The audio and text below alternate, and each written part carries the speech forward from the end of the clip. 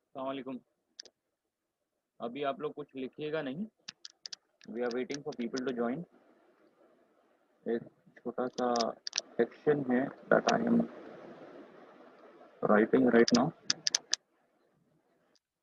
अभी कुछ लिखना नहीं है, नहीं तो फिर बीच में जो मेरे को आपको थोड़ा सा राइटअप देना है वो मिस हो जाएगा।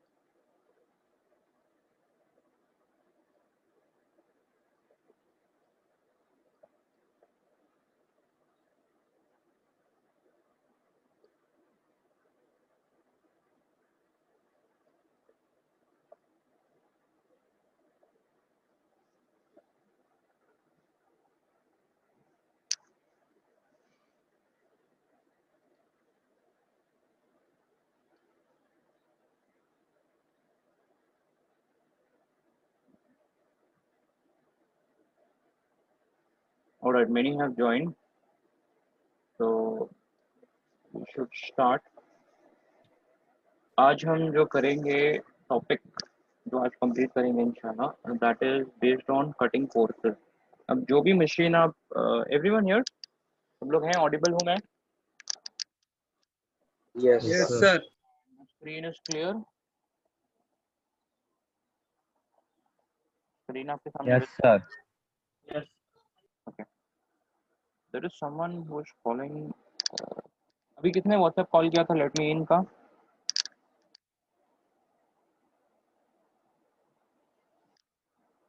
लास्ट में नंबर 0876।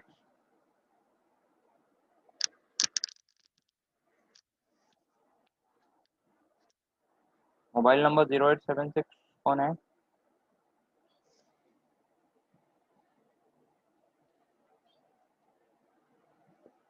Mobile number 0876। हाँ सर, इन हो गया। अंसारी सलमान, आ गए हो ना आप? हाँ सर। ओके, ठीक। हाँ, अब हम कटिंग फोर्सेस के बारे में जानेंगे। अब कटिंग फोर्सेस होता क्या है? देखिए, जब भी आप कोई ऑपरेशन, जैसे फॉर एग्जांपल अगर चलो पंचिंग ले लें। अच्छा, पंचिंग का एग्जांपल लेने से पहले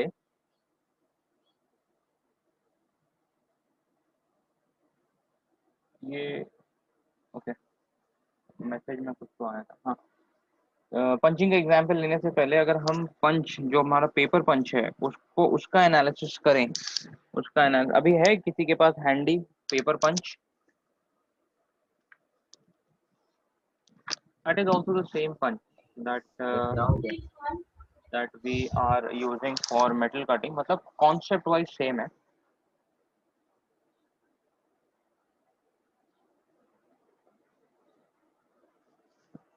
लोग का नाश्ता हो गया?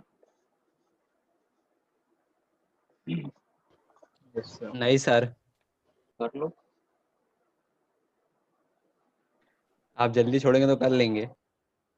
यार मैं थोड़ी ना तुम लोग का मुंह बैठे, इतना लेट होता है तो सर। आप लोग पढ़ते पढ़ते साथ में कुछ खा सकते हो, मैंने थोड़ी ना मना किया।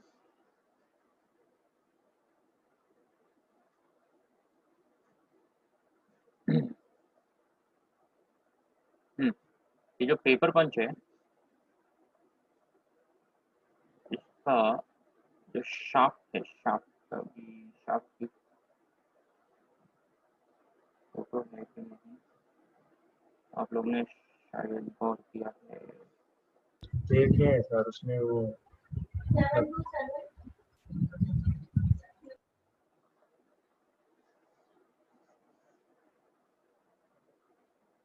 ये देखो, ये जो डिजाइन दिख रहा है, ये पेपर पंच का, यस सर।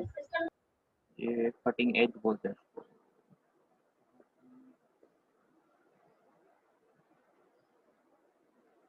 चलो फिलहाल के लिए वी और नॉट, मगर आप लोग को शायद मालूम है ना ये cutting edge. I will yes draw. Sir. अब ये जो कटिंग एज है, अगर आप उसका फ्रंट व्यू देखें तो वो ऐसा दिखता है, ऐसा। Just hold on for a second, I am getting an important call. 2 minute.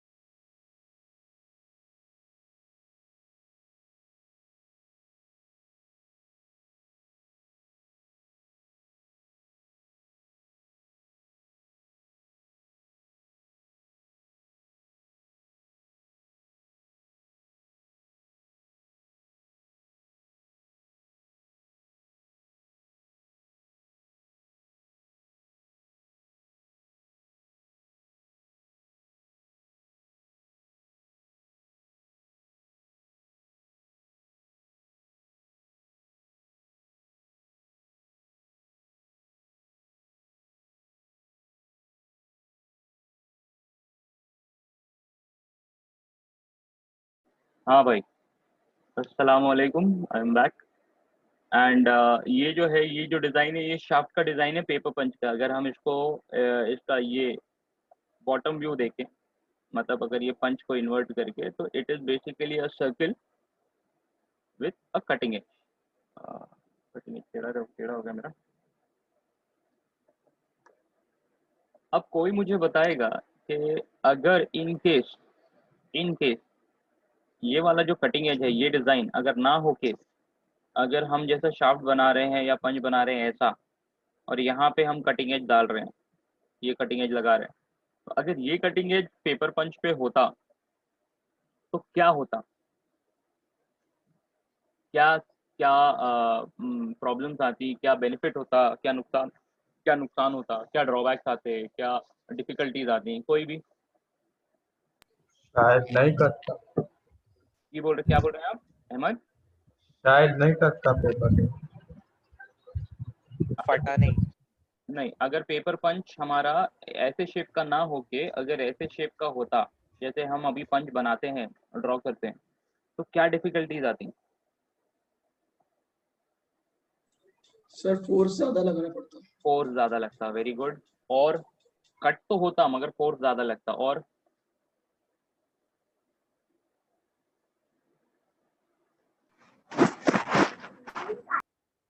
और क्या होता? ज्यादा नंबर ऑफ पेपर्स कट नहीं हो पाते एट अ टाइम। हाँ, मतलब वो डिपेंड करता है कि फोर्स कितना अपन लगा रहे हैं।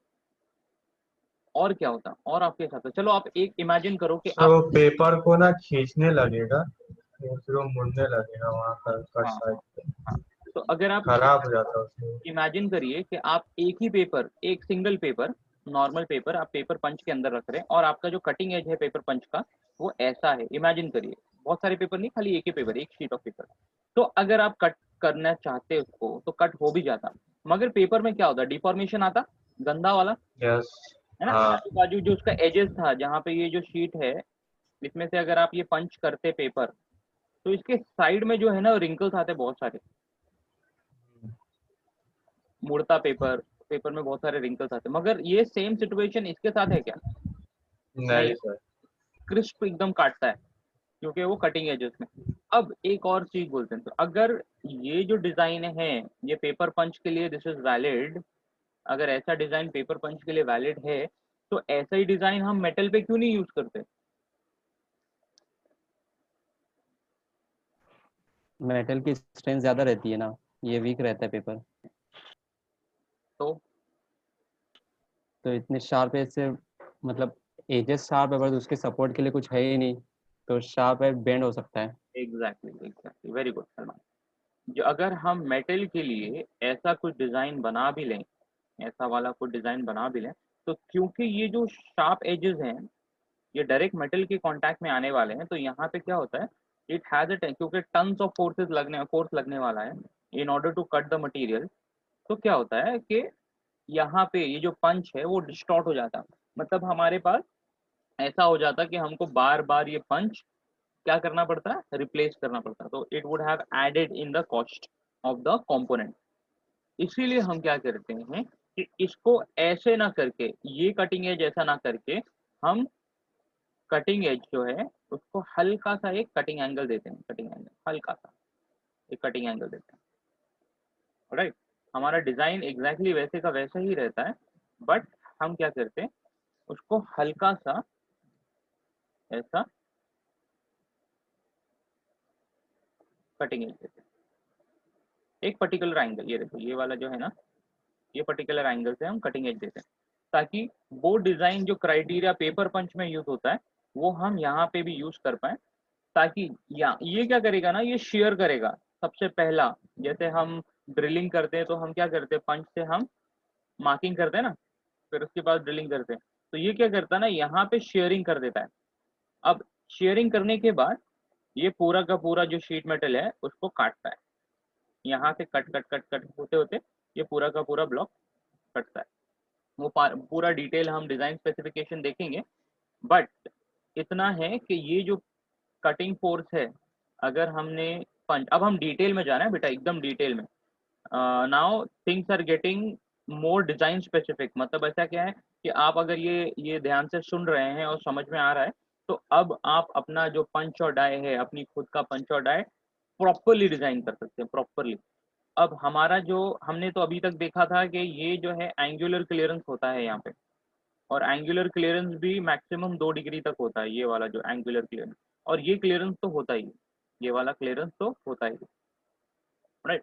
अब हम पंच की डिजाइन स्पेसिफिकली देख रहे हैं ताकि हमारे पास जो फोर्स अवेलेबल है, मतलब जो मटेरियल है उसमें कम से कम फोर्स अवेलेबल लगे। अब कम से कम फोर्स लगे का मतलब क्या होता है? अगर कम फोर्स लगेगा तो हमारा फायदा क्या है उसमें?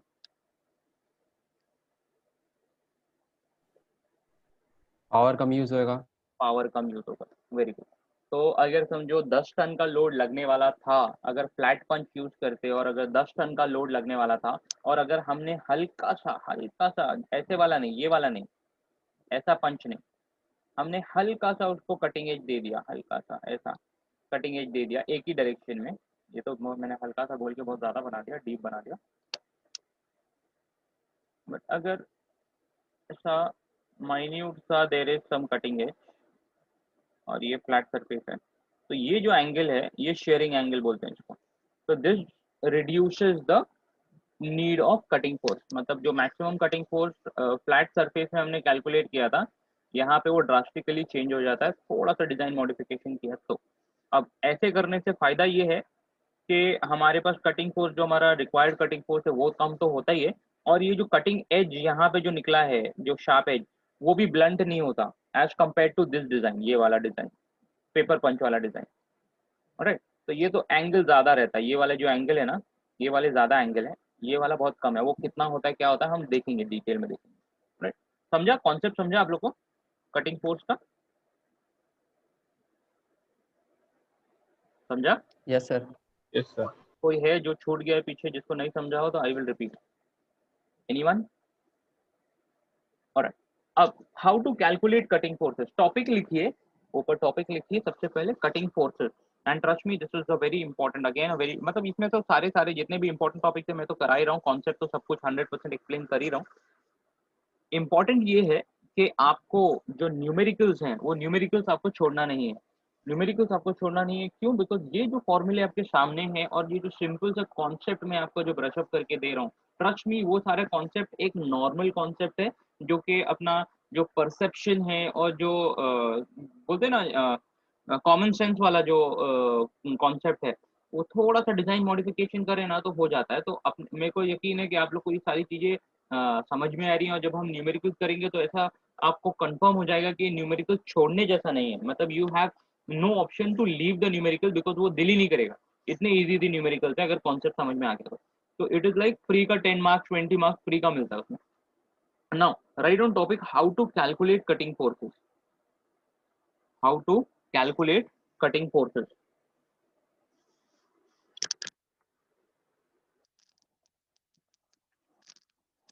Point number one, and this is also asked for explanation, this is also asked as derivation, this is also asked in the concept of numerical, मतलब डायरेक्टली पूछते हैं कैलकुलेट द कटिंग फोर्सेस, और उसके अंदर आपको पंच का डायमीटर, मतलब पंच का डिटेल देंगे, डाई ब्लॉक का डिटेल देंगे, और मटेरियल का थिकनेस देंगे, और ब्लैंक का डायमेंशन देंगे। मतलब इसके अंदर देखो, ब्लैंक का डायमेंशन मतलब एरिया लगने वाला है ब्लैंक का, थिकनेस लगने वाला है, थिकनेस स्टॉक थिकनेस टी, और पेनिट्रेशन परसेंट ऑफ टी, तो ये सारा का सारा हमको लगने वाला है ऑलरेडी। तो आपको वो ये पूरा डिटेल आपको न्यूमेरिकल में as a question and given data दिया जाएगा, और आपको वो सारा डेटा लेके आपको कटिंग फोर्स और जो भी कॉन्सेप्ट है आगे जो लगने वाला है वो हमको यूज करना है। Now write down first point, while cutting operation, while cutting operation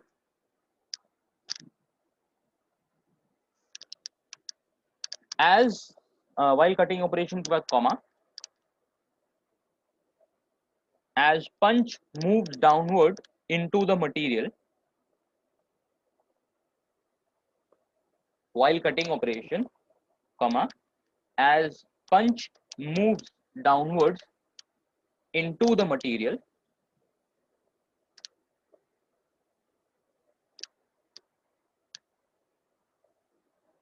comma, it need not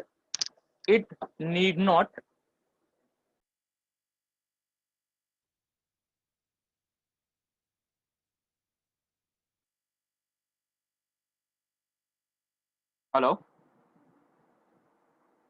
hello, yes sir. आवाज आ रही है बेटा?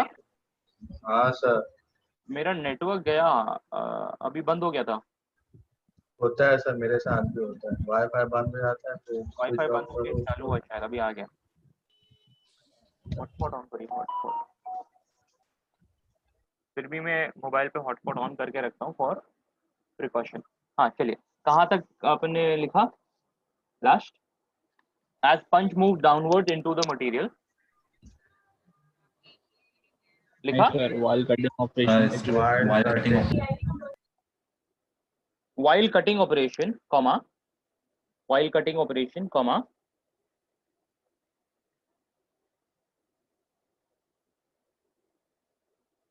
as punch moves downward into the material, as punch moves downward into the material,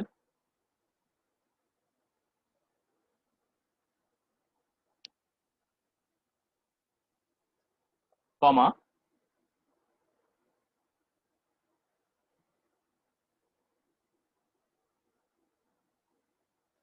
it need not penetrate the stock thickness, it need not penetrate the stock thickness to affect AFFECT, affect the complete rupture of the part. It need not penetrate the stock thickness to affect the complete rupture of the part.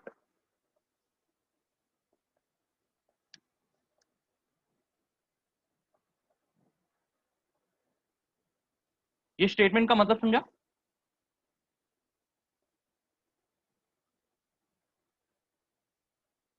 ये statement का मतलब समझा आप लोगों को?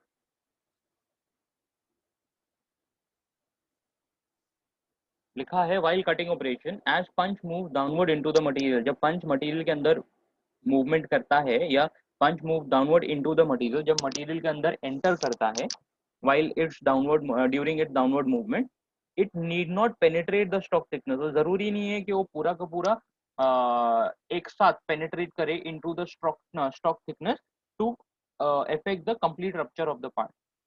क्यों जरूरी नहीं है? बिकॉज हम क्या कर रहे हैं, वहां पे हल्का सा एक टिल्ट दे रहे हैं, एक एंगल दे रहे हैं, एक कटिंग एज दे रहे हैं, इन ऑर्डर के वो जो पर्टिकुलर एज है, जैसे मैंने अभी आपको डिजाइन बताया, कि वो पर्टिकुलर एज सबसे पहले पेनिट्रेट करेगा वर्कपीस के अंदर।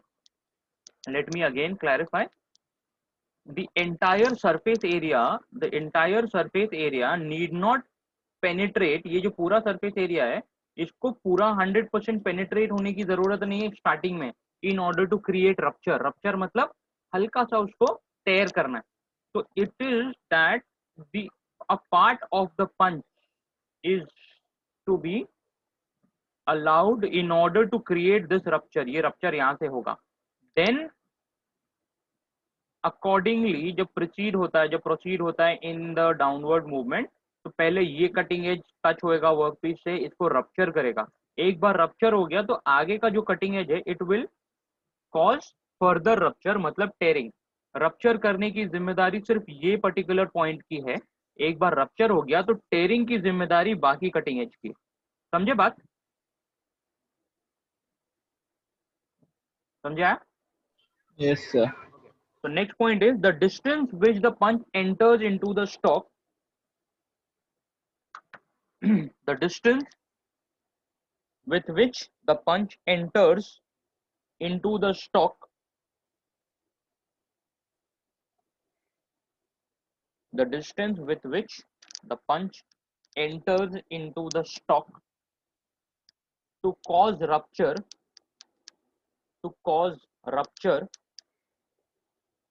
is called as penetration, is called as penetration,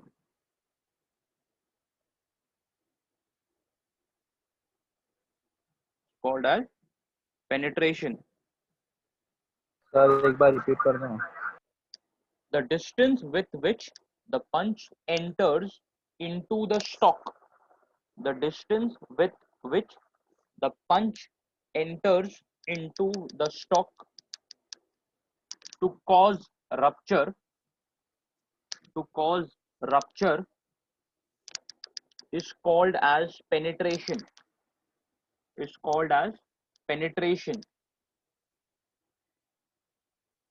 comma, and generally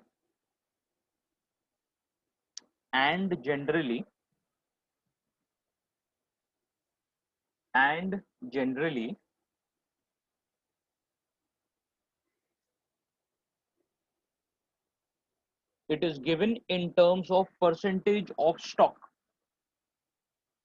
It is given in terms of percentage of the stock thickness, and generally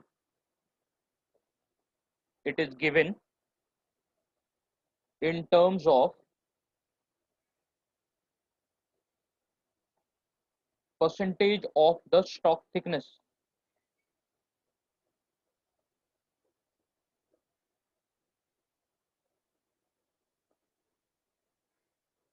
All right, next point, the percentage penetration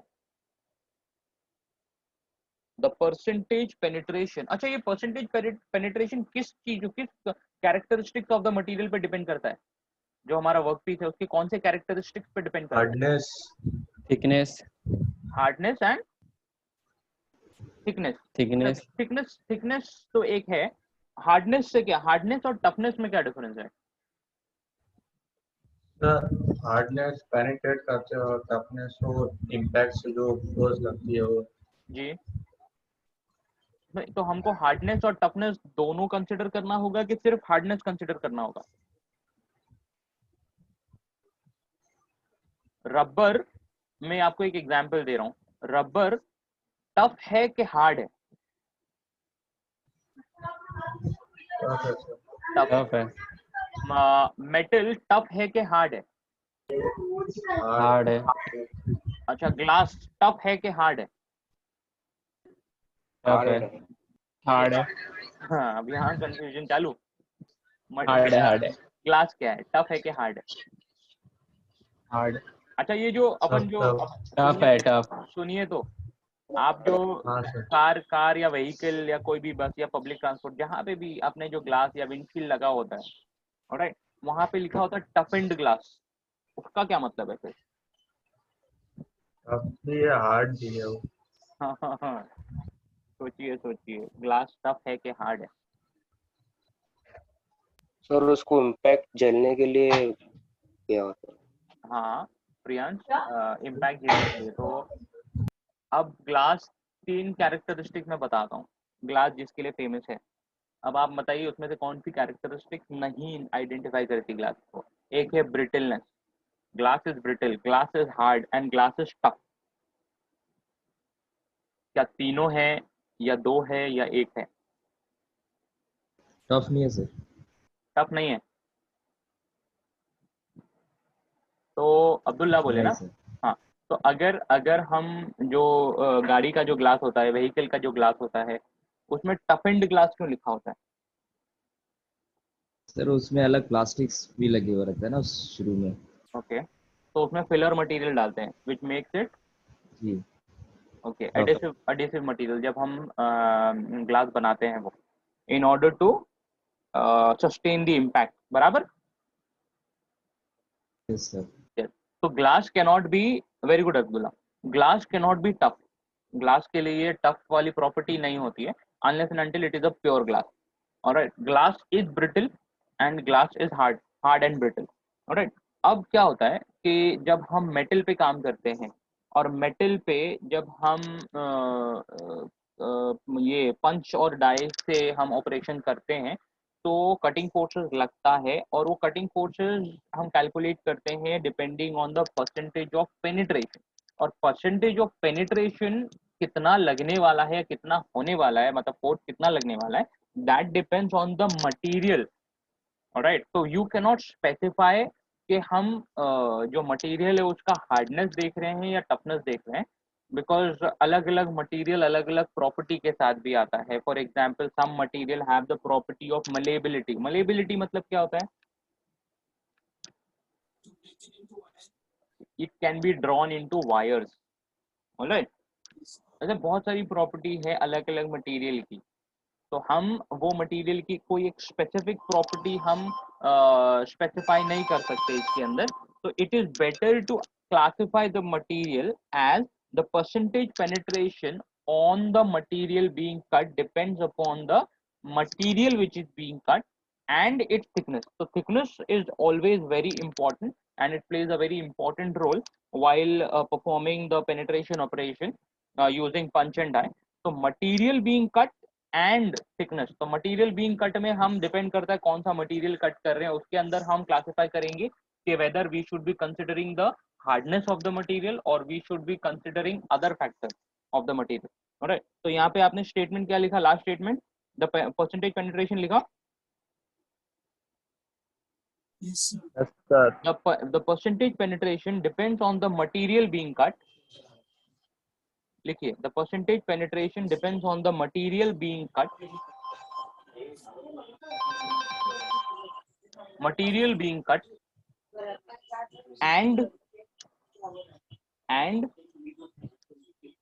thickness of the material and thickness of the material.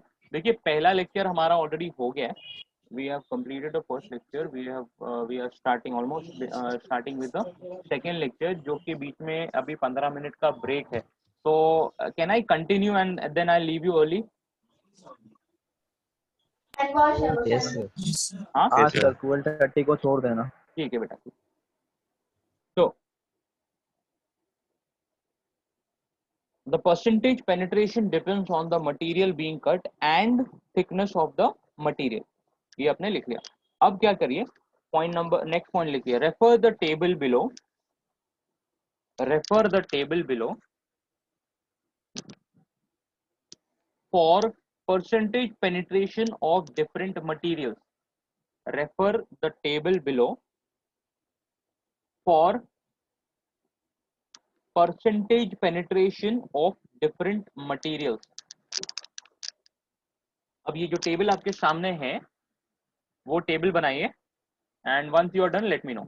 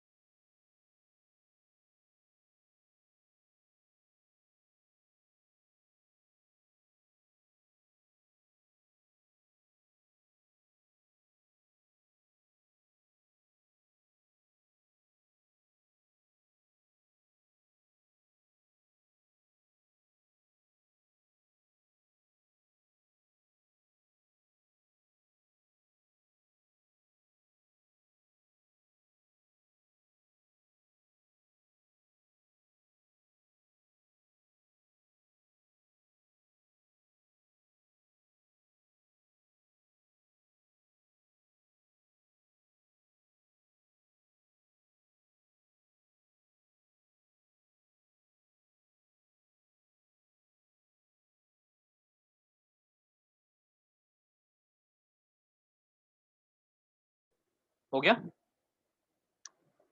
Yes, sir. Yes, sir. Okay, next point लिखिए, the maximum force required to cut a material is given by the maximum force required to cut a material is given by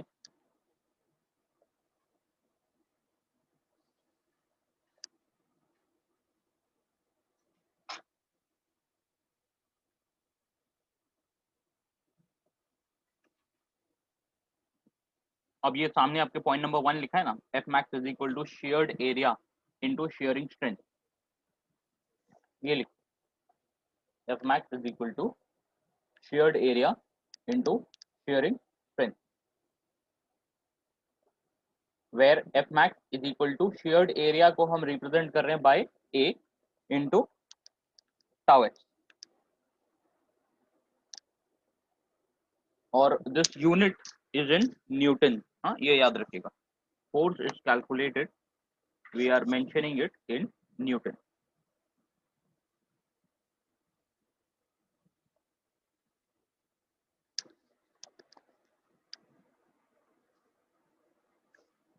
अब ये जो area है, area आपने लिखा, ये पूरा formula लिखा, F max is equal to Yes, sir. sheared area into shearing strength. अब ये जो sheared area है, कितना एरिया शेयर हो रहा है, वो किसके ऊपर डिपेंड करता है? पंच के पंच के डिजाइन पे. अगर पंच का जो डिजाइन है वो अगर 10 mm का है और सर्कुलर है, तो ये कितने mm का काटेगा? ऑब्वियसली यही एरिया काटेगा. तो एरिया ऑफ अ सर्कल कितना हुआ? Pier square. तो यहाँ पे हमने क्या लिखा है? ये एक गलत है.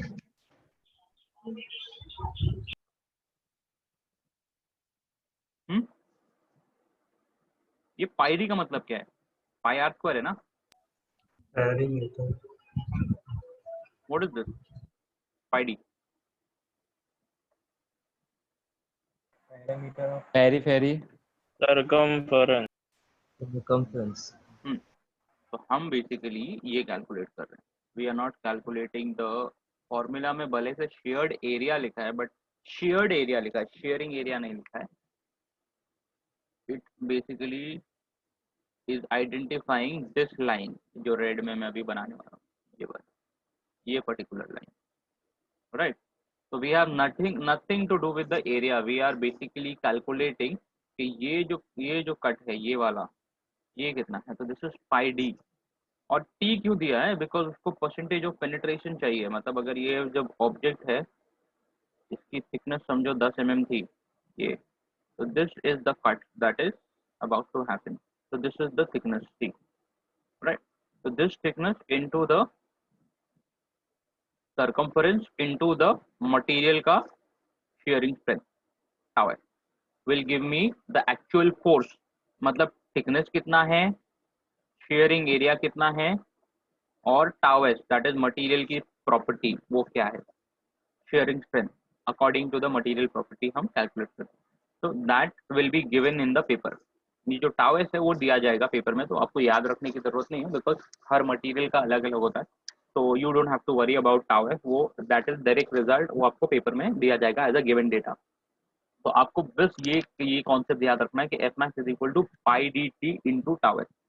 पाई डी इज द सर्कम्फरेंस का section and T is the thickness of the material into tau h that is material का property. Doubt clear? Anything you want to know about this? Else we can move forward. All right. Now for rectangular blank story remain the same. अच्छा ये लिख लीजिए आप. For circular blank specify करके. For circular blank F max is given by.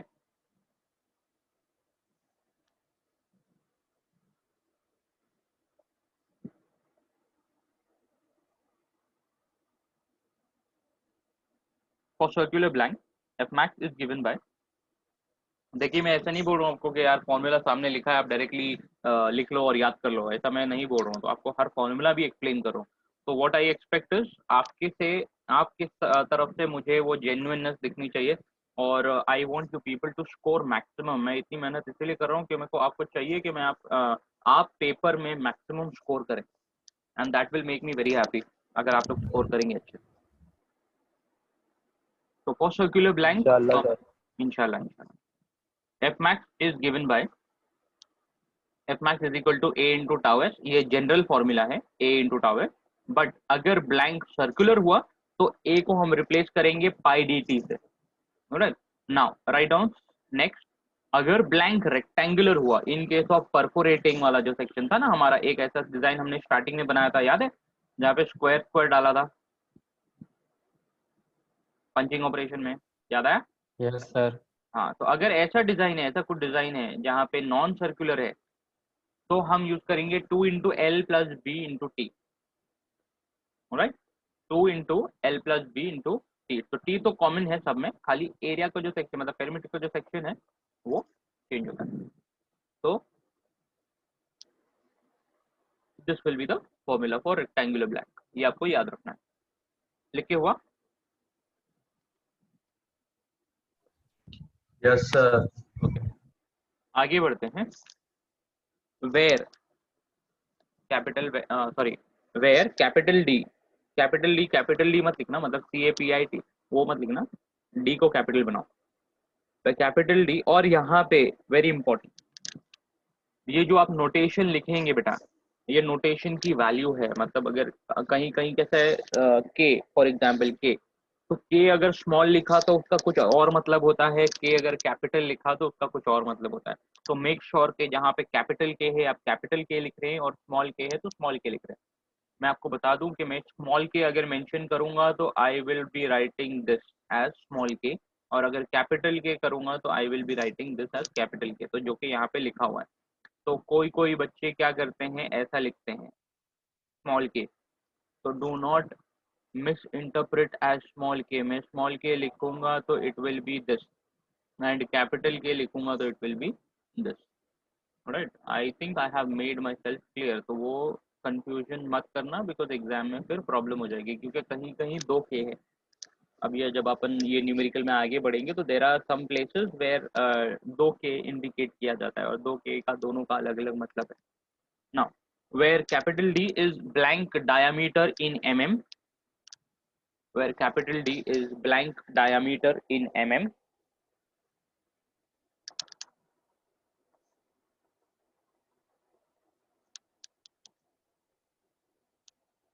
small t is stock thickness in mm, small t is stock thickness in mm,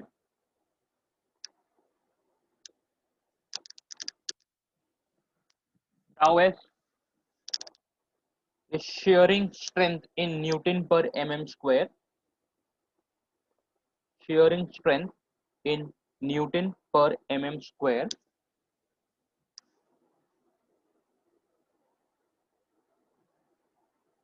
capital L is the length of the blank in mm,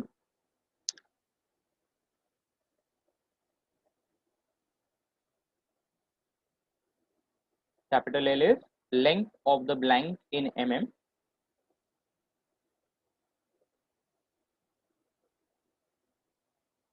small b is width of the blank in mm.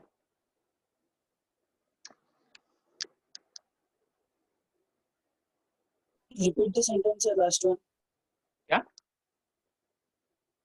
Repeat the sentence, last one. Small b is width, width. Small b is width of the blank in mm.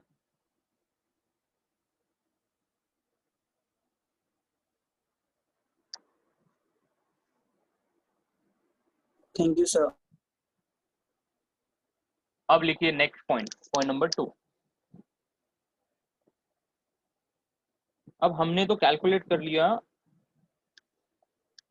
कि cutting force कितना लगने वाला है, maximum cutting force कितना लगने वाला है, depending on the area and the thickness, मतलब the circumference to be cut and the thickness. अब प्रेस मशीन में ये पूरे के पूरे फोर्स का कैलकुलेशन हमको क्या चाहिए, कितने टन का लगेगा ना। तो अब हम कैलकुलेट करते हैं कि एनर्जी इन प्रेस वर्क, जो एनर्जी कंज्यूम होने वाली है इन द प्रेस वर्किंग, और work done to make a cut कितना होगा, क्या होगा। तो this can be calculated as energy, अच्छा यहाँ मैंने ऑफ लिखा है, और आना चाहिए, दिस इज और एनर्जी, और एनर्जी और work done, energy in press work और वर्क डन कितना लगने वाला है, in order to make that cut, वो हमको कैलकुलेट करना पड़ेगा। मतलब कैसा है कि हम बोल रहे हैं कि यार हमको इतना फोर्स लगने वाला है, मगर हमको ये भी तो देखना है कि मशीन की कैपेसिटी उतना फोर्स अप्लाई करने के लिए है कि नहीं, ये भी देखना है ना। कि मशीन हमने फॉर एग्जांपल 2 टन की मशीन लाई है, फिर हमने फोर्स कैलकुलेट किया, एक मटेरियल आया हमारे पास और हमने वर्कपीस का पूरा डायमेंशन और थिकनेस हमको मिल गया है और हम उसके ऊपर काम करने के लिए रेडी हैं, तो हमने उसके ऊपर कितना फोर्स लगेगा वो कैलकुलेट किया। अब फॉर एग्जांपल मेरा 2 टन की कैपेसिटी, मैक्सिमम 2 टन की कैपेसिटी है, और मेरे को जो फोर्स एप्लीकेबल है वो मशीन वो कट करने के लिए, जो इनिशियल कट है वो करने के लिए, वो 2 टन से ज़्यादा है। राइट, हमने जो फोर्स कैलकुलेट किया वो न्यूटन में आएगा, तो वो कुछ ज़्यादा फोर्स है बिकॉज थिकनेस ज़्यादा है और मटेरियल हार्ड है। अब जब मैं देखता हूँ यार मेरे पास वो मशीन है ही नहीं, वैसी मशीन, वो कैसे मालूम पड़ेगा? वो मालूम पड़ेगा जब हम एनर्जी या वर्क डन कितना लगने वाला है इसके अंदर ये काम करने में, तो उससे मालूम पड़ता है कि मेरे मशीन की कैपेसिटी या मेरे को मशीन की कैपेसिटी कितनी लगने वाली है। तो दिस इज अनदर स्टेप। हम पहले कैलकुलेट किए कि फोर्स कितना लगने वाला है वर्कपीस को कट करने के लिए। ऑलराइट, तो वो फोर्स जनरेट करने के लिए मेरे मशीन में कितना पावर होना चाहिए, उस मशीन को कितना काम करना है, वो है। समझे कॉन्सेप्ट? समझे सब लोग? Yes sir. Yes sir. तो सबसे पहले तो हमने कैलकुलेट किया कि कट करने के लिए फोर्स कितना लगेगा। अब हम कैलकुलेट कर रहे हैं कि वो फोर्स जो लगने वाला है उसको जनरेट करने के लिए मशीन को कितना काम करना पड़ेगा। राइट, तो यहाँ पे लिखिए next point, energy in press work, energy in press work और work done to make a cut or work done to make a cut is given by, आपके सामने फॉर्मूला लिखा है, E is equal to F max into punch travel, E is equal to F max, that is the maximum force जो हमने calculate कर लिया था, into the punch travel, into the punch travel.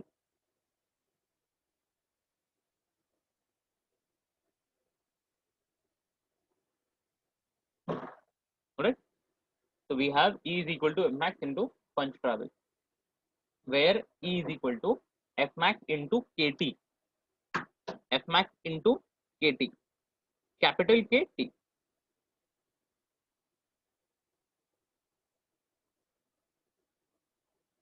F max into KT, where K, where capital K, where capital K, where capital K is the percentage of penetration required, where capital K is the percentage of penetration, where capital K is the percentage of penetration required to cause the rupture, required to cause the rupture,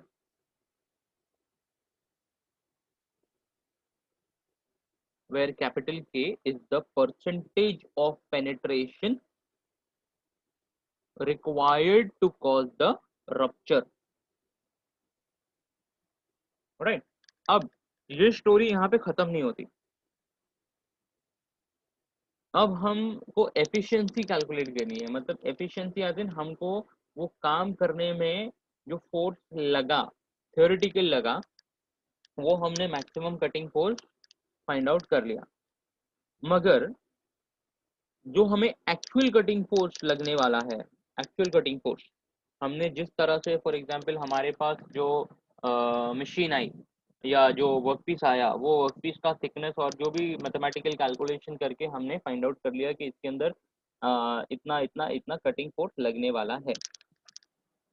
क्यों? क्योंकि हमारे पास हमको ये calculate क्यों करना पड़ा, because हमारे पास machine का जो स्पेसिफिकेशन था, मशीन कितना पावर कंज्यूम करेगी या मशीन ये की स्पेसिफिकेशन क्या होना चाहिए वो फोर्स जनरेट करने के लिए, हमको वो कैलकुलेट करना था, and that is only after we get F max, maximum cutting force कितना लगने वाला है।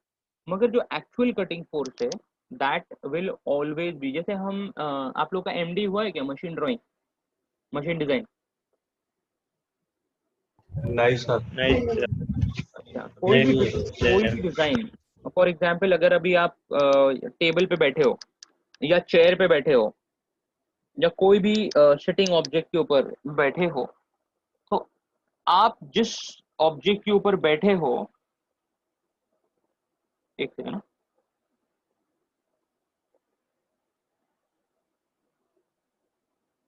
हाँ, आप जिस ऑब्जेक्ट के ऊपर बैठे हो वो ऑब्जेक्ट की सस्टेनेबिलिटी, उसको कैसे डिजाइन किया है, क्या कॉन्सेप्ट से डिजाइन किया गया है, in terms of weight bearing capacity क्या होगा आपके हिसाब से? अगर आप कोई टेबल या चेयर, सिंपल सा, अगर आप चेयर डिजाइन करते हो जो कि एक ऑब्जेक्ट है यूज फॉर सिटिंग, तो उसको किस इंटेंशन से डिजाइन किया जाता है? वेट होल्ड करने के इंटेंशन से। हाँ, कि एक एवरेज ह्यूमन कितना वेट का होता है, अगर समझो जो बेस है वो 100% ऑक्यूपाइड नहीं है, 4 पाए वाला है, 4 पैर वाला है, तो जो जो पैर की जो थिकनेस है, राइट, अगर यही टेबल पे या यही कुर्सी पे, फॉर एग्जांपल आप मेटल की कुर्सी पे बैठे हो, फॉर एग्जांपल एक छोटा सा एग्जांपल दे रहा हूँ, और मेटल की कुर्सी का जो रॉड है वो एक पर्टिकुलर डायमीटर का है, और वो डायमीटर जो भी मटेरियल है वो शायद एल्यूमिनियम है, राइट, और अगर उसके ऊपर मैं हाथी को बिठा दूं तो वो सस्टेन कर पाएगा क्या? नहीं ना, मतलब वो जो जो ऑब्जेक्ट है वो फेल हो जाएगा, बट बिकॉज वो उतना वेट कैरी करने के लिए नहीं बना है, तो उसकी एक मैक्सिमम लिमिट है, मगर लिमिट का रेंज जो है वो ह्यूमंस के ऊपर डिपेंड करता है। मतलब अगर एक इंसान को बिठाया तो ऑन एन एवरेज एक नॉर्मल इंसान के लिए अगर कुर्सी डिजाइन करनी है तो वो कुर्सी का मैक्सिमम वेट बेयरिंग कैपेसिटी या लोड बेयरिंग कैपेसिटी कितना होना चाहिए, उस हिसाब से वो कुर्सी बनी या आप बनाओगे, है ना? तो वहां पे होता है, हम कभी भी कोई ऑब्जेक्ट डिजाइन करते हैं ना, हम कभी भी कोई चीज कैलकुलेट या फोर्स मैक्सिमम या डिजाइन फेल होता है या डिजाइन पास होता है, वो कैसे मालूम पड़ता है? कि वो मशीन की बेयरिंग कैपेसिटी पे मालूम पड़ता है। बेयरिंग मतलब लोड बेयरिंग कैपेसिटी पे।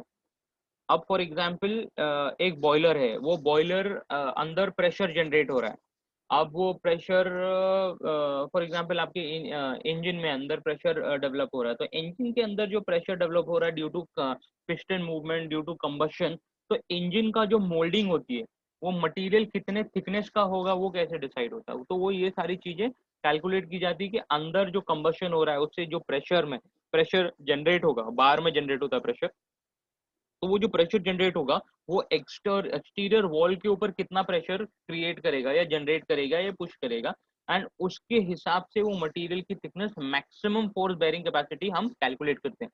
मगर जरूरी नहीं है कि हमने मैक्सिमम जो चीज बनाई है, मैक्सिमम थिकनेस रखा है या मैक्सिमम लोड बेयरिंग कैपेसिटी रखा है, तो वो जो एक्चुअल थिकनेस है या एक्चुअल प्रेशर जो एग्जर्ट हो रहा है उससे थोड़ा ज्यादा होता है। ऑलराइट, इसका मतलब ये नहीं है कि मैं कार के इंजन से ट्रक चला लूं। होता है क्या कभी कार के इंजन से ट्रक चल सकता है क्या? No sir. क्योंकि वो क्लासिफिकेशन ही अलग है। वैसे ही जब मैं, जैसे मैंने आपको बताया कि अगर इंसान के बैठने की चेयर है उसके ऊपर हाथी को बिठाया है तो वो ऑब्वियसली नहीं सस्टेन कर पाएगी, वैसे ही अगर कार का इंजन डिजाइन कर रहा हूँ तो कार के इंजन का जो पावर जनरेशन है और जो कार के इंजन का जो मोल्ड, जो मेटल यूज होता है और जितना थिकनेस होती है, अगर वो सेम इंजन अगर मैं ट्रक में लगाऊंगा तो obviously truck will not be able to lift the load. क्यों? बिकॉज ट्रक का जो मेन मोटिव है, it is to carry load, heavy load from one location to another, तो वो क्लासिफिकेशन ही अलग है, तो उसका जो मैक्सिमम क्राइटेरिया वो अलग होता है। तो वैसे ही अगर मैं पंच और कोई भी डिजाइन, दुनिया ये हमेशा याद रखिएगा, कोई भी आप डिजाइन कर रहे हो ऑब्जेक्ट जिसके अंदर लोड बेयरिंग कैपेसिटी होनी चाहिए, तो हम उसको इस तरह से डिजाइन करते हैं कि वो, हम कैलकुलेट करते हैं, पहले क्लासिफाई करते हैं कि वो कौन सी कैटेगरी को बिलोंग करता है, किसके लिए बनाया जा रहा है। तो हमने पहले वो कैटेगरी डिसाइड कर ली, अब वो कैटेगरी में मैक्सिमम कितना हो सकता है, तो हम वो मैक्सिमम लेके चलते हैं ताकि उसके अंदर का जो जितना भी सीक्वेंस है वो सारा का सारा इनकॉर्पोरेट हो जाए। फॉर एग्जाम्पल एक बिल्डिंग, अब एक बिल्डिंग आपने कंस्ट्रक्ट कर ली, अब बिल्डिंग के ऊपर जो बिल्डिंग का सेल्फ लोड है वो कितना आएगा, फिर बिल्डिंग के ऊपर जो एयर रेजिस्टेंस, जो हवा का झोंका चल रहा है या कभी कभार अर्थक्वेक आता है तो वो जो मैक्सिमम जो हम क्लासिफिकेशन करते हैं ना, उस हिसाब से हम बिल्डिंग के अंदर मटेरियल डालते हैं, वो बिल्डिंग के अंदर पिलर्स डालते हैं, वो सारा का सारा मैक्सिमम कैपेसिटी के हिसाब से हम डालते हैं। अब इसके मैक्सिमम के अंदर जितना भी है वो सारा का सारा ऑक्यूपाई हो जाता है, मतलब बिल्डिंग के स्ट्रक्चर को तकलीफ नहीं होती है, टूटता नहीं है। अगर वो मैक्सिमम से ज्यादा हुआ तो स्ट्रक्चर फेल हो जाता है। वैसे ही यहाँ पे जितना भी फोर्स अभी हमने कैलकुलेट किया F max, it is the maximum cutting force that will be required in order to cut the material, जो एक पर्टिकुलर थिकनेस का है। मगर जो मैक्सिमम कटिंग फोर्स तो हम डिजाइन क्राइटेरिया में डालते हैं, मतलब हमारा पंच और जो मशीन है वो पर्टिकुलर मैक्सिमम फोर्स उतना जनरेट करेगा, बट हमको करना है एक्चुअल। अब एक्चुअल कितना लगने वाला है ये पर्टिकुलर मटेरियल के लिए वो हम कैलकुलेट करते हैं। तो यहाँ पे हमारे पास एक फॉर्मूला है जो उसका actual cutting force find out करता है। अब बच्चे पूछेंगे सर जब आपको एक्चुअली कैलकुलेट करना है तो हमने मैक्सिमम कटिंग फोर्स क्यों कैलकुलेट किया, why did we waste time in calculating maximum cutting force.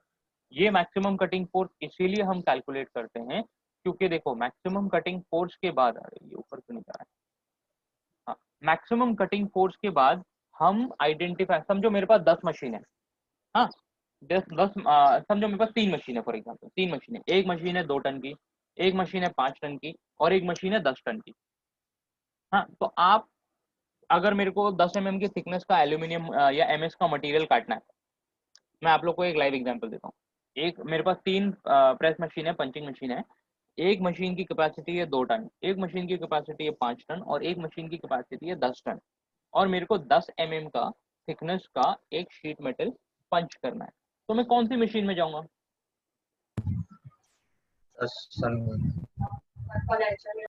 10 ton वाली में जाऊंगा कि 5 टन वाली में जाऊंगा कि 2 टन वाली में जाऊंगा।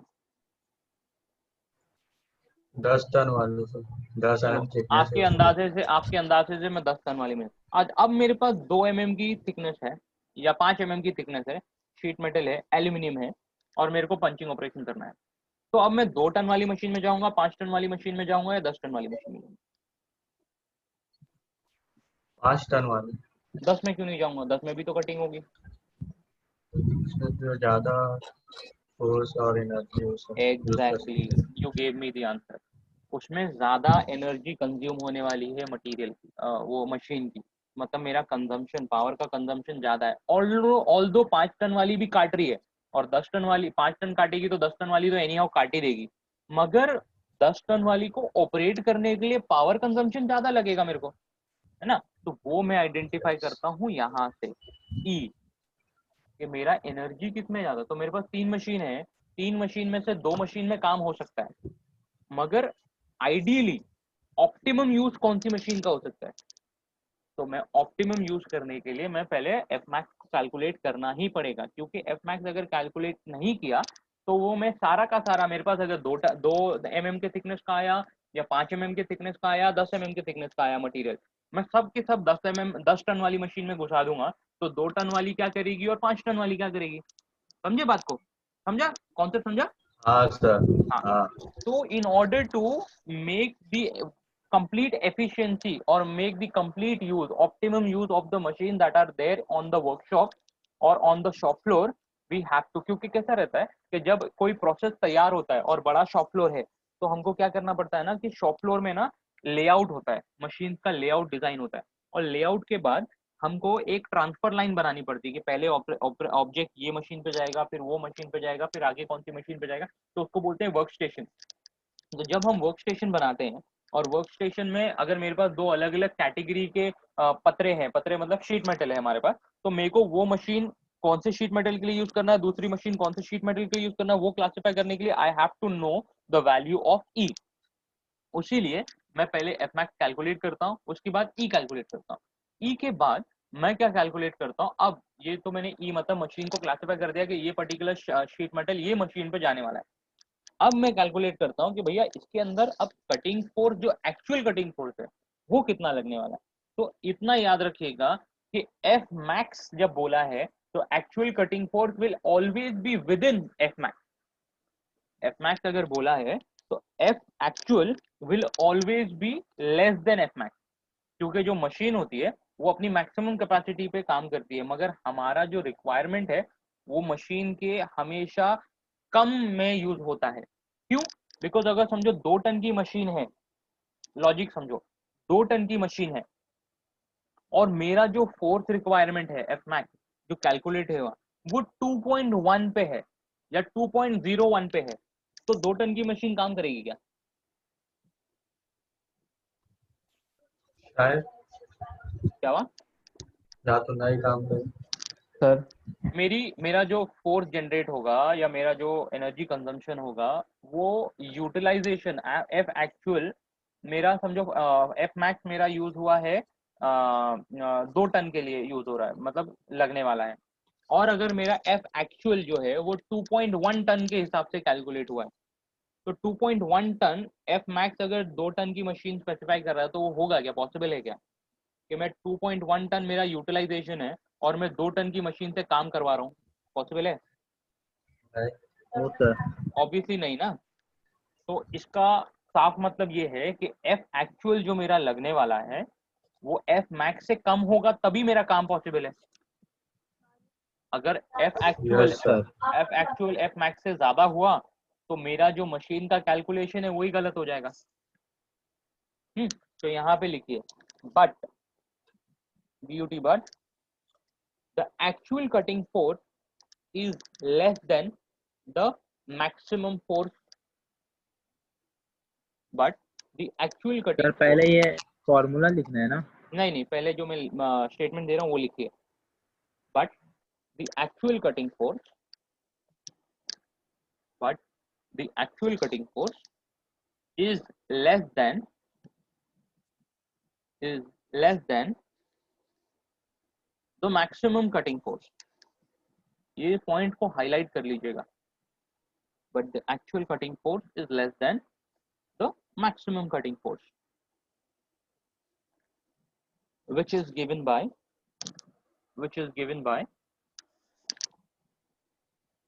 F max into K into T upon KT plus 1। F actual is equal to F max into KT upon KT plus, sorry ये आई है, आई मैंने इसको ऊपर के जो लाइन है वो बनाना भूल गया। इट इज आई, वही पूछा था तो 1 is I F max KT into KT plus I।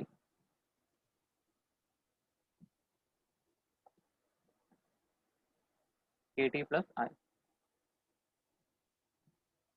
समझा कॉन्सेप्ट F एक्चुअल का? राइट, अब वहां पे लिखिए where F is the actual cutting force, F is the actual cutting force, I, capital I, is the shear on the punch or die, capital I is the shear on the punch or sir I क्या है? shear on the punch, shear on the punch or die। अब यहाँ पे ना आप एक note लिख लीजिए, नोट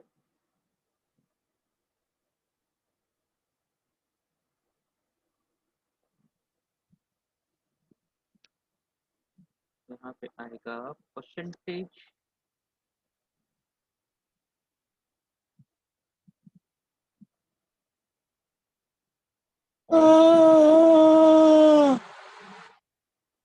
किसी का तो बच्चा रोया, percentage of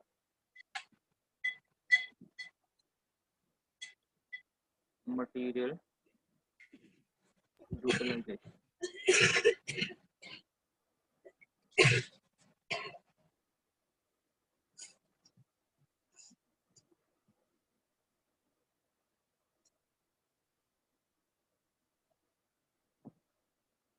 equal to total area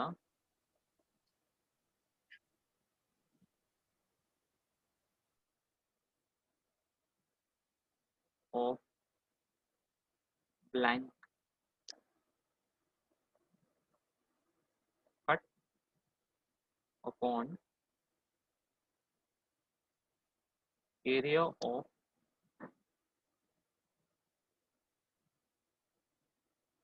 uncut strip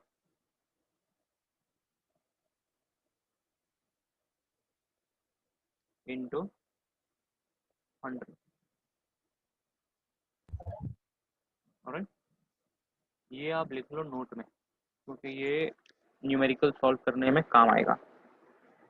percentage of material utilisation is equal to total area of blank cut upon area of uncut strip into 100. ये मतलब समझा?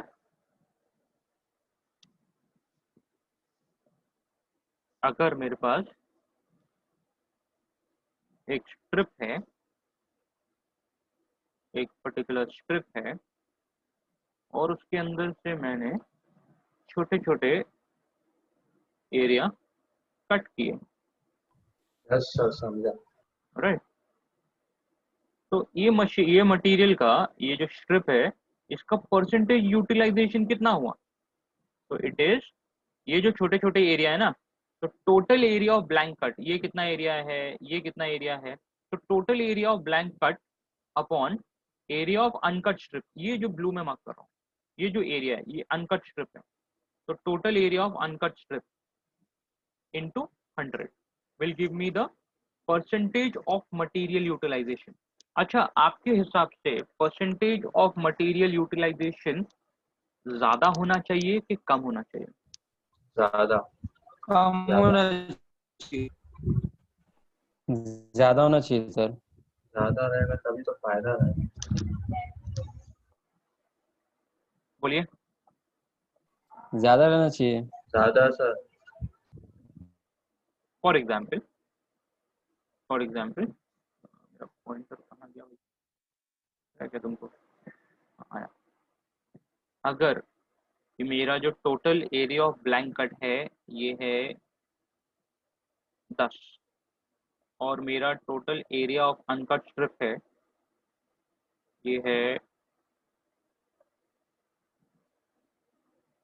50 फॉर एग्जाम्पल, इनटू 100 किया,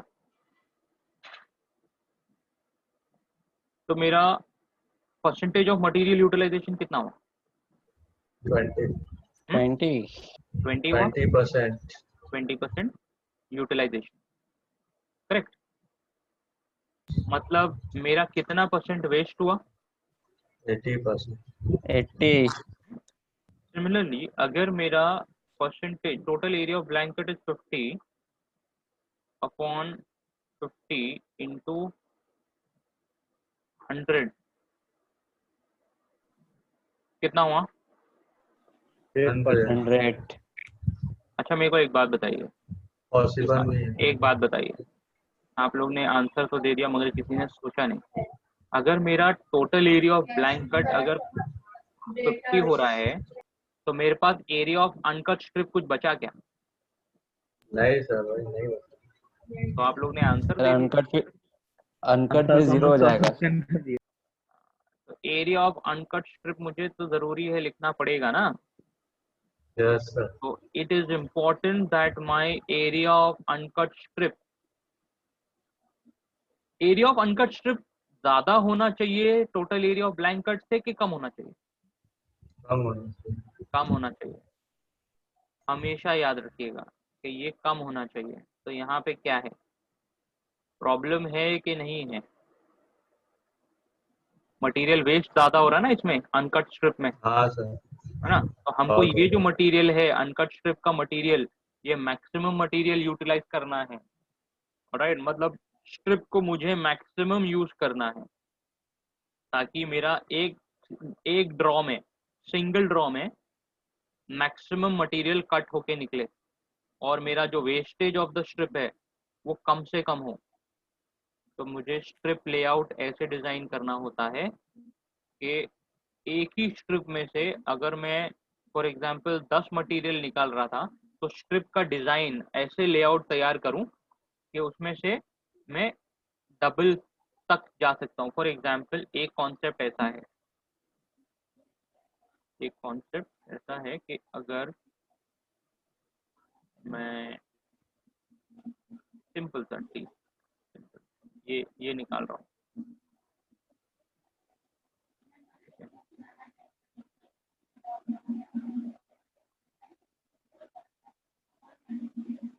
अगर ये मेरा कॉमन डिजाइन होता, simple design होता, तो मैं ऐसा लेआउट बनाता शीट मेटल पे और इतने प्रोडक्ट निकालता।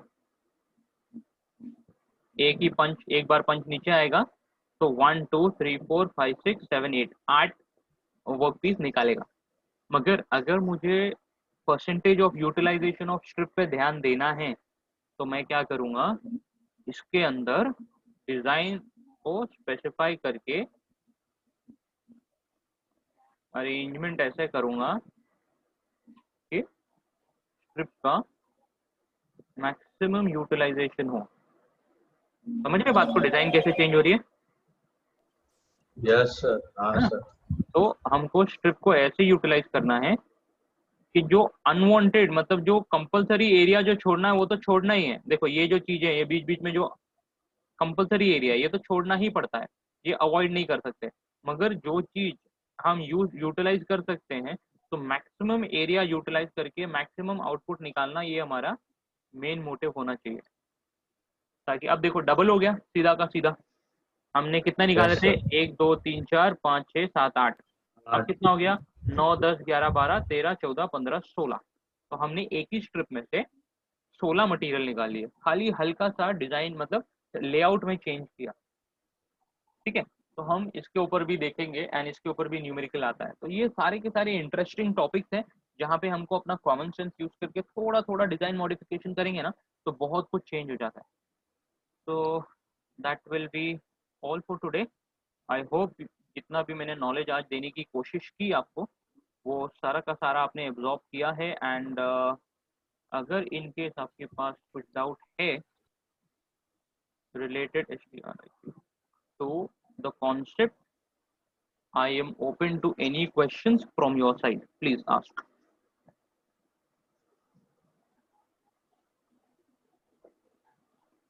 चलो ठीक है, I hope there is no questions. Now I will revise it quickly. सबसे पहले तो हम Fmax कैलकुलेट करते हैं।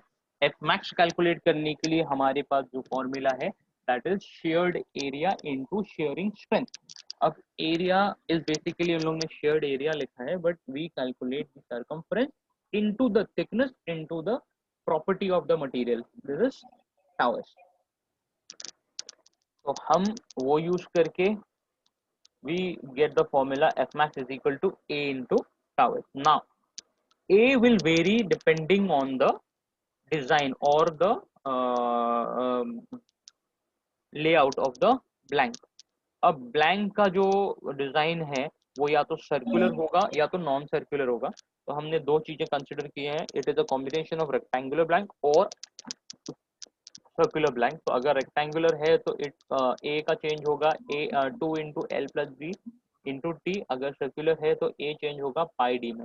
तो F max for circular is pi D T into tau H and F max for rectangle और rectangular blank is 2 into L plus B into T into tau H.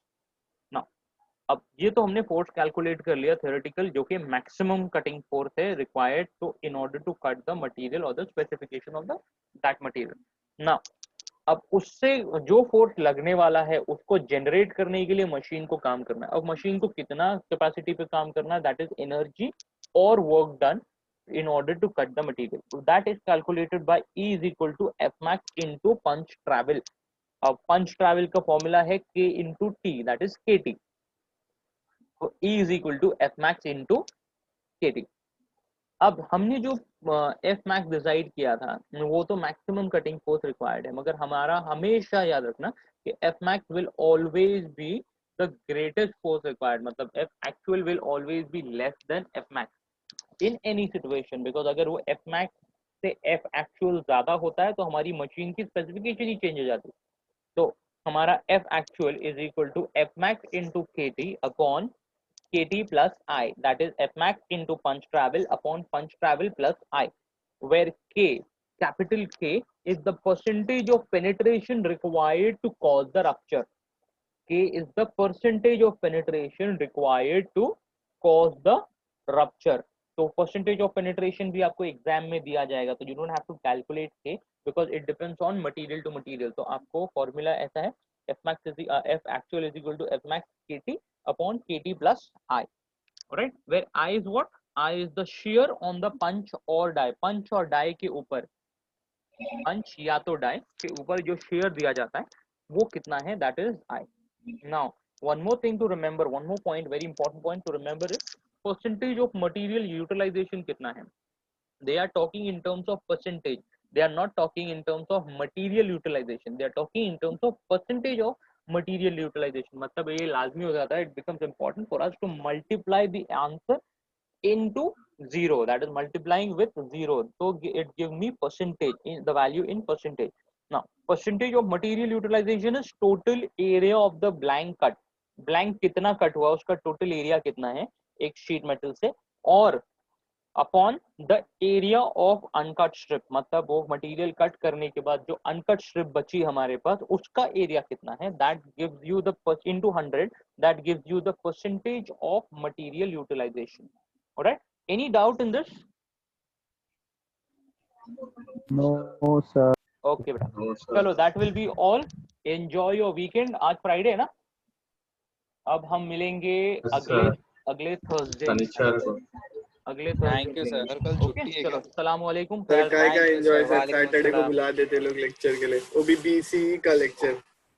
अब यार तुम देखो, सर, तुमको कल ऐसा हॉलीडे लगता है है, तुम मैं एक बात बताता हूँ, चलो एक बात पूछता हूँ. आप लोग जब छोटे थे, जब बच्चे थे, तो ऐसा नहीं होता था आप लोग को लगता था यार बच्चे, हमको पढ़ना पड़ता है स्कूल में इतना, हम काश बड़े होते तो हमको पढ़ना नहीं पड़ता, एग्जाम नहीं देना पड़ता. आप लोग को नहीं सर, कभी ऐसा कुछ नहीं है. अभी कुछ नहीं लगा, ऐसा कुछ नहीं लगा? हम लोग को तो बहुत लगता था यार. आप लोग में से ऐसा, मतलब आप थोड़े अलग हो, मतलब बच्चे ही अच्छे थे, मालूम है क्या? नहीं वो वाले नहीं, वो वाले बच्चे नहीं. जब वैसा चेंज हो रही है सर. अभी जो आप लोग को लग रहा है, अभी भी आप बच्चे ही हो, अभी कहाँ बड़े हुए यार. अभी आपको लगता है ना सर इतना लेक्चर अटेंड करना पड़ता है, इतना सारा पढ़ना पड़ता है, ऐसा लगता है कि नहीं लगता है? नहीं हाँ, सर. तो कल छुट्टी है क्या सर? अभी कौन बोला संडे को, सैटरडे को भी लेक्चर? कहाँ गया वो? मैं बोला था सर, लेकिन वो सियाद ने चार्ट में डाला है. हाँ, तो अभी जो आप लोग को लग रहा है, अभी ना बेटा, अभी तो अरे भाई, कल आशुरा नहीं है, परसों है आशुरा. आपको सिर्फ और सिर्फ पढ़ाई करनी है. अभी ये एक ही काम है आपकी लाइफ में, सिर्फ और सिर्फ पढ़ाई करनी है. बाकी जो अदर रिस्पॉन्सिबिलिटीज तो अभी आई नहीं है बेटा आपके सामने. अभी हम लोग को जो रिस्पॉन्सिबिलिटीज है, मतलब आपको भी आएगी वो, जब ये जो फेज खत्म होगा ना, अब फिर अभी हमको ऐसा लगता है ना, मेरे एज पे और हमसे जो बड़े हैं उनके एज पे, कि यार काश बच्चे होते, खाली पढ़ना ही तो था और क्या काम था लाइफ में. कुछ कमाना नहीं था, कुछ रिस्पॉन्सिबिलिटी नहीं थी, फैमिली नहीं संभालना था, कमा के देना नहीं था, बीवी पीछे डंडा लेके नहीं खड़ी होती थी, बच्चे वहाँ नहीं करते थे, इतनी सारी रिस्पॉन्सिबिलिटी. फिर ऐसा लगता काश खाली पढ़ना था, पढ़ते रहते थे, मजे में रहती थी जिंदगी. अभी तुम लोग जब ऊपर जाओगे ना, तब तुम लोग को ऐसा लगेगा. तो ये जो दिन जा रहे हैं ना, ये तुम लोग वापस मांगोगे कि काश ये होता. ट्रस्ट भी ऐसा होता है. तो अभी की जो लाइफ है वो एंजॉय करो, रोना बंद करो. देखो, रो के भी काम करना है और हंस के भी काम यही करना है. तो इट इज बेटर कि हंस के हाँ कर, सर. है ना? पुनः अहमद, रोना बंद हाँ कर. सर. और कहाँ रो रहा हूँ बे? बहुत होता है. चलो ठीक है, enjoy your weekend and this is, trust me, this is enjoyment. Yes sir, thank you sir. हाँ चलो, अस्सलाम वालेकुम. वालेकुम सलाम. हाँ बोलिए कोई कुछ बोल रहा था.